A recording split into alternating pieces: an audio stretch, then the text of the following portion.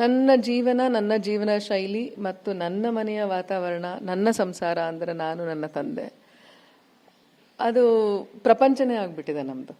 ಆ ಒಂದು ಪುಟ್ಟ ಪ್ರಪಂಚಕ್ಕೆ ಈಗ ಯಾರಾದ್ರೂ ಹೊಸಬ್ರು ಬಂದು ಏನಾದ್ರೂ ಒಂದು ಸಣ್ಣ ಕಹಿ ಅಂಶನೂ ತರ್ತಾರಂದ್ರೂ ಅದು ತುಂಬಾ ಭಯ ಆಗತ್ತೆ.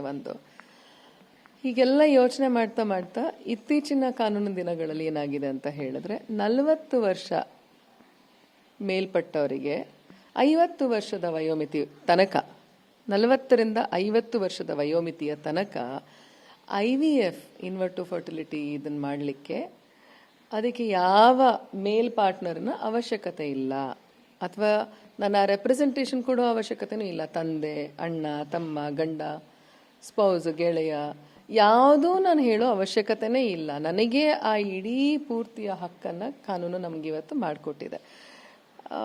ದೆನ್ ಐ ಥಾಟ್, ಈ ಮುಂಚೆ ಇದಿರಲಿಲ್ಲ. ಈ ಮುಂಚೆ you had to be in ದಾಂಪತ್ಯ ಜೀವನದಲ್ಲಿ ಇರಬೇಕು. Marital status was a compulsion. ಮುಂಚೆ ನನಗೆ ಕೇಳಿದ್ದಾರೆ, ಮದುವೆ ಆಗಿದೆಯಾ ಅಂತ ಮುಂಚೆ ಕೇಳಿದ್ದಾರೆ. ಇಲ್ಲ ಅಂದಾಗ ಸುಮಾರು ಜನ ಡಾಕ್ಟರ್ ಆನ್ಸರ್ ಮಾಡಲಿಲ್ಲ, ನನಗೆ ಇಟ್ಬಿಟ್ಟು ಫೋನ್ ಇಟ್ಬಿಟ್ಟಿದ್ರು.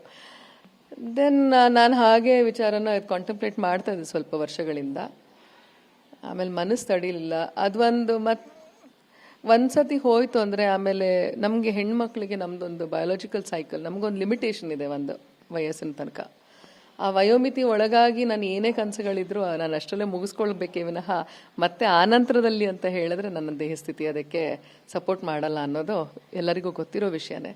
ಹಾಗಾಗಿ it was now or never ಅನ್ನೋ ಥರ ಒಂದು ಟೈಮ್ ಬಂದಾಗ then I had to take a call.